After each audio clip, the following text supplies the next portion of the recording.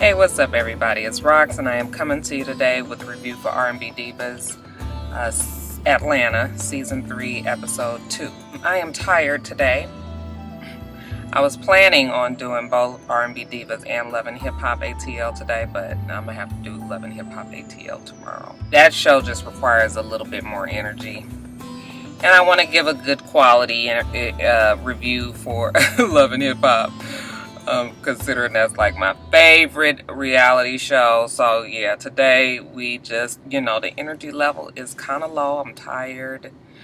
I didn't get to sleep till late last night. I had to drag myself out of it. Stuff y'all don't care about. So anyway, let's get to the review, shall we? Alright, so the show opens with Kiki and her brother Kiva trying to figure out if she is pregnant. I'm always dumbfounded when people who know that they have a whole bunch of kids and definitely don't want any more, accidentally get pregnant. You would think by the time you at your sixth child that you would have the fucking basics of pregnancy prevention. Kiki is stressed out. She don't want another kid, but she can't figure out what's going on with her body, okay? She's nervous all the time. Everything is itching. Certain things make her sick. All kind of classic symptoms for, pregnancy, but it could be some other shit. She's about to pee on the stick, and Kiefer is looking at the thing, and first he tells her that she's pregnant, and I was just like, I hadn't even heard this child was pregnant. But then it turns out that he's just playing with her and that she's really not pregnant because, she said she was going to die. And I was like, well, I'm glad that she is not pregnant. And now I'm going to need for her and Michael. I ain't even going to make no jokes about Michael, but I'm surprised they fucking like that. Michael looked like, well, Anyway, next scene, we got Selena and Angie Stone playing basketball. I was just like, what a strange little combination.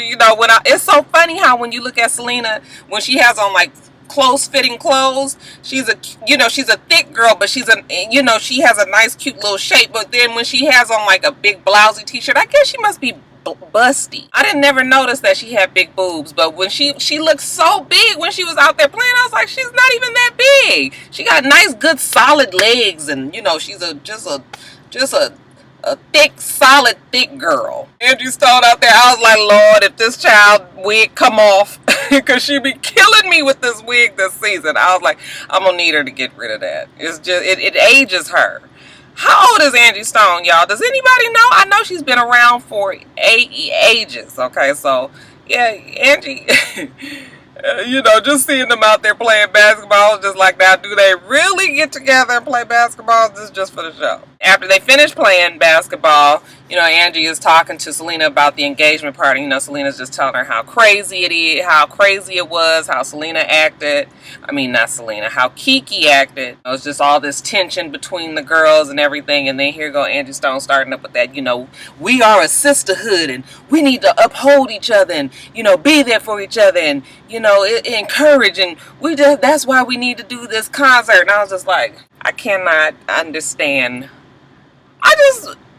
You would think by the third season that they would have figured out that, maybe we don't need to be doing this damn concert. I did notice, though, with this season that they're starting to bring some of their family life into the show because, I know the initial concept of the show was to, about these girls that were like has-beens, and, not trying to be, mean or nothing, but just people who hadn't been in the spotlight in a long time, who were getting together, who were trying to reignite their career. But, now they kind of back out, not because they're singers, but because they're reality stars now. So now they're back out. Okay, now what? So now they're starting to talk about their family lives, and, that's good because we need to see what is the reason that these people are the way that they are. So I am so not feeling the concert thing, but they determined to do it. All right. We get a little glimpse of Kiki's home life, and honey, it all started to make sense for me. I was like, no wonder the bitch is crazy. Okay, first of all,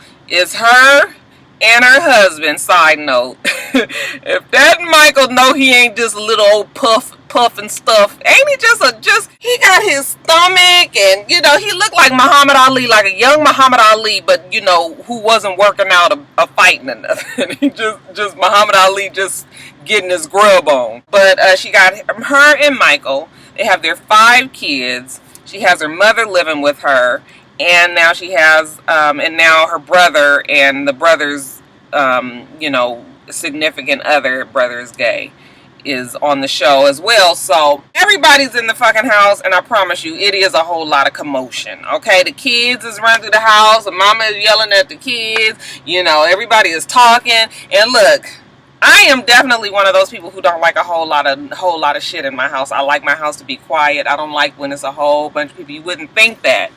But yeah, it's only so much of that I can take, and then after a while I'll be like, everybody need to go. I was like, no wonder Kiki is crazy. Her house, her home, what should be her sanctuary is very unruly. She was just trying to explain to them, like, this stresses me out. Okay, you talking to the kids, and you know, you spoiling the kids are just running crazy, and you know, I don't like all this. And you know, Michael is not really understanding. He's just like, well, you know, we need your mom's help, you know, it takes a village and all of that. And Kiki is really trying to make her point. Nobody's really understanding, but girl, I understand. The mama is somewhat overbearing.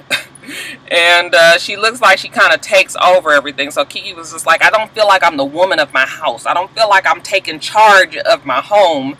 I just feel like it's everybody else's but mine. The mama is just stoned.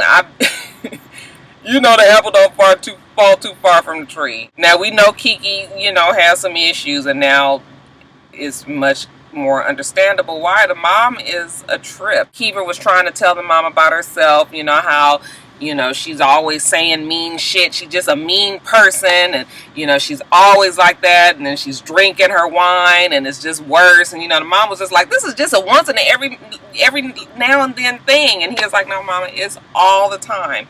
It is something wrong with you. You know, the mama, you know how when people tell you about yourself, it take you a little while for that shit to sink in. First, you got to get mad and want to cuss them out. So, you know, that's where the mama was at first. You know, she storms off and says, you know, she don't even know why she the mama or something, whatever she said. I was like, yeah. Now it's a little bit clearer. See, I ain't even got to explain to y'all why Kiki's so fucking crazy. Now, all the girls get together because I guess Angie Stone's, you know, this whole sisterhood concert, we're going to really try to pin down what we're going to do. So they all get together. Selena has written everything down on paper this time. So this time it won't be just a gentleman's handshake and, you know, shit getting lost in translation and everything. Everything is written down, what they are expected to do. Everybody mark up their ideas, what they do and don't like, and then we'll go from there. So Selena is just like, okay, this is what we're gonna do. It's gonna be like a one night only kind of concert. We can either get it recorded and, you know, put it on DVD and sell it, or it could be just like a concert special that maybe they can sell to the network. I'm sure it would be TV One. But she says everybody has their, you know, their turn at the mic, and while that person is at the mic, you know, boom, we all sing background for them.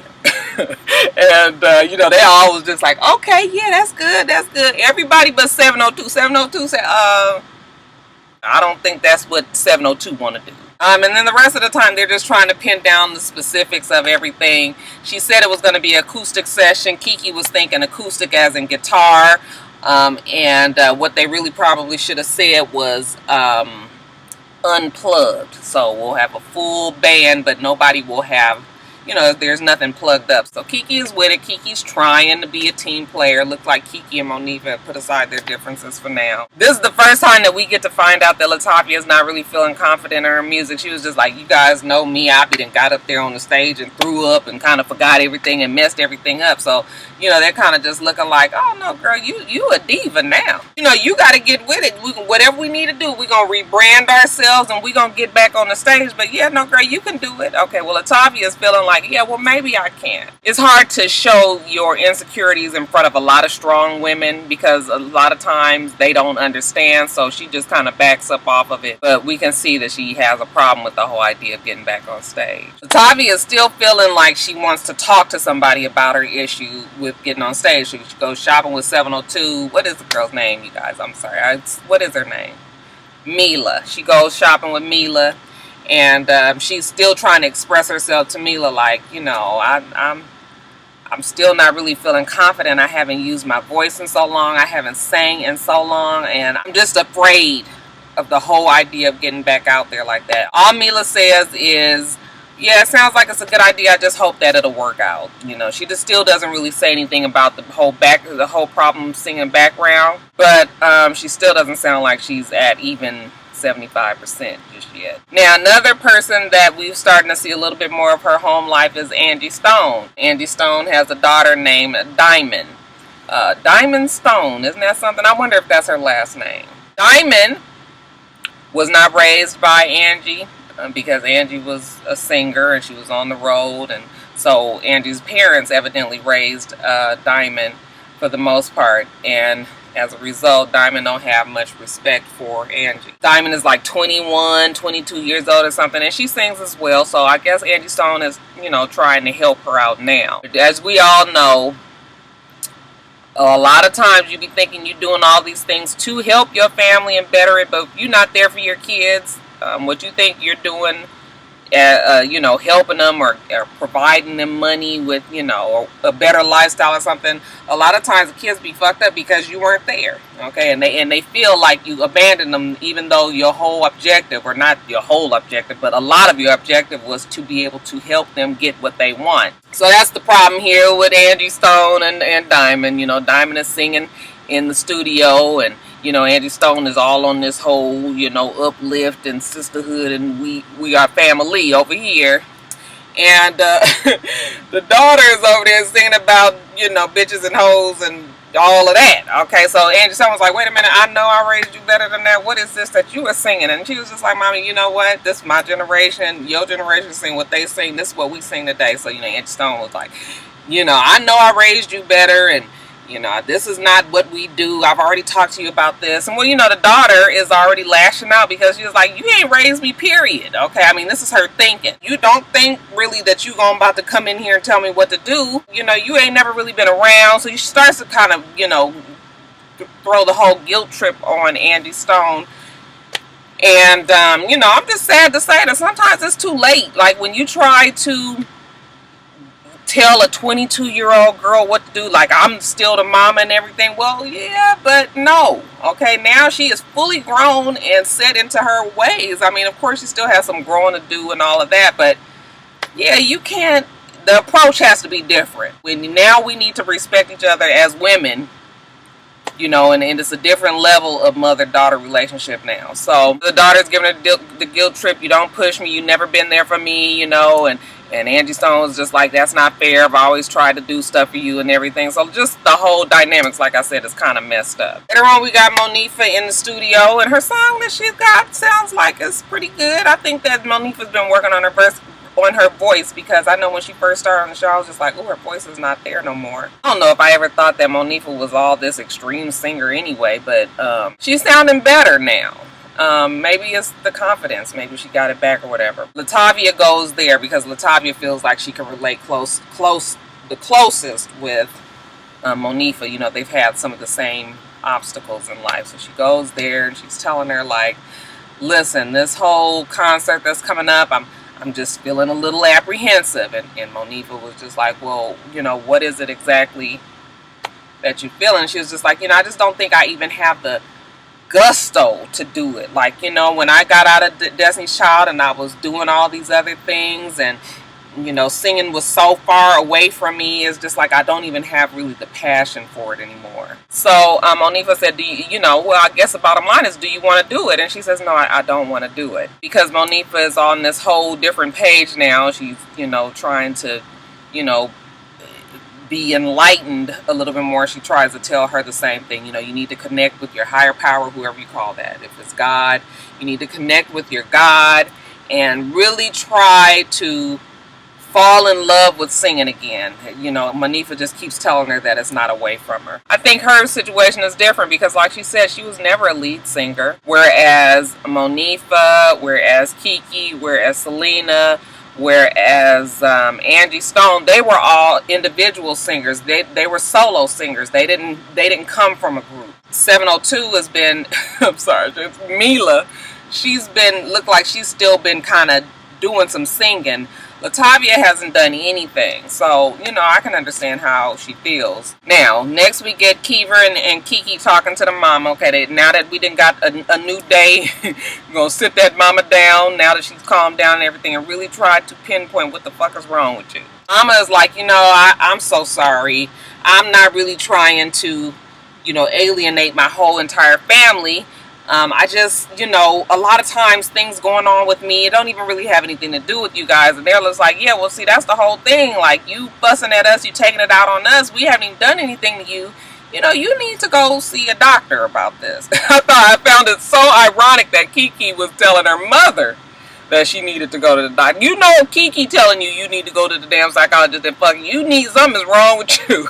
I was thinking to myself, like, Kiki, girl, maybe you need to make an appointment with old Doc too. How many of y'all was surprised that Angie Stone had that little young boyfriend? I was just like, okay, now we already should know that Angie like him young because she has a baby with D'Angelo. We all knew that he was younger than her. So it shouldn't be all that surprising, but you know, just to see that guy, I was just like, ooh, Andrew, you know you wrong. Girl, I ain't mad. Go on with your cougar self. She just so mama, okay? She just got the whole mama feel, and just for her to be with somebody younger, it's just like, I got to be looking at him like, even though the guy was a much more mature, however old he was, you could tell that he was a mature guy for his age, and you know, because he was giving her some good advice. She was telling him how she feels about, you know, Diamond treating her the way that she did. And he was just like, listen, you wasn't there when she was growing up, okay? That ain't nothing that we can fix right now. We on a new day.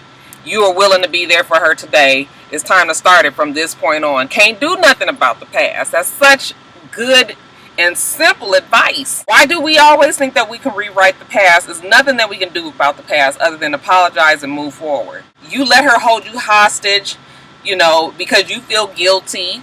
And so you kind of feel like you deserve it, or you tolerate it more when she might not be even being fair now. Now she's an adult now. She can't be keeping on blaming shit on you, you know, just because you weren't there. I mean, somebody raised her, and she, you know, so, you know, she just can't keep blaming on the fact that her mama wasn't there. Yeah, I'm sure it affected her life, but, you know, it's time to do something different here. So I thought it was cool that the boyfriend was telling her that. But yeah, he sure is a little old teeny tiny baby. I was just like, Angie, let me find out you giving them worms. So Angie goes back and talks to Diamond, and she was just like, you know, I just need you to kind of, you know, give me the benefit of the doubt. I'm here because I'm trying to help you. Just give me a chance.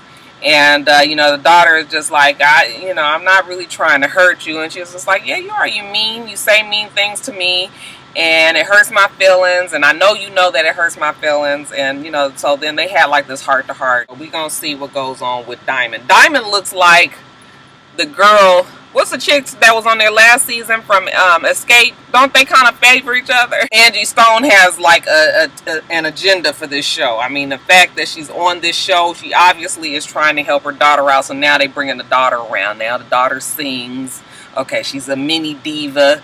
And it looks like she's trying to, you know, hoist the daughter on everybody. Well, you know, everybody ain't going to feel that, as we find out in the next scene. The girls all meet up to discuss, again, this concert, you know, trying to get the logistics down. This is finally when 702 decides to tell them that, you know, she's not really feeling singing background. She was a background singer for 3 years, and how depressing it was, I guess, because, you know, when you're a background singer, a lot of times you want to be the one that's at the front of the stage. I like the way Selena handled it. Selena was just like, well, you can do whatever you want to do, but, you know, we want you to be involved in this, so however it works out for you, that's fine. But, you know, it comes to a point in life when you can't worry about what everybody else thinks. You got to do what you want to do, okay? And you shouldn't care that much that everybody has an opinion. But then I also must say that I feel like that's easier for Selena and them to say, because they're back out now. We know their names again now. I can't even remember the damn girl's name 702 for the damn video. So, you know, she's been obscure, and so has Latavia. So it's different for them, for her to come back out as the background singer. But then I said, well, you know, everybody is doing it. It's not just Latavia and 702 doing the background. It's everybody switching off. So that should have made her feel a little bit more comfortable. And I think the fact that Selena told her, you can't worry about what everybody's, and I think a lot of people probably wouldn't even care. Okay, so it looks like the girl might be in. While they're sitting there discussing all that, in walks Diamond. Angie was just like, oh, my daughter drove all the way down here from North Carolina, you know, just to hang out. And, you know, they all kind of looking like, she just drove all the way down here to hang out. Like, what's this about? I'm sure they already know that the daughter sings and everything. So, yeah, they feeling some kind of way about her being there.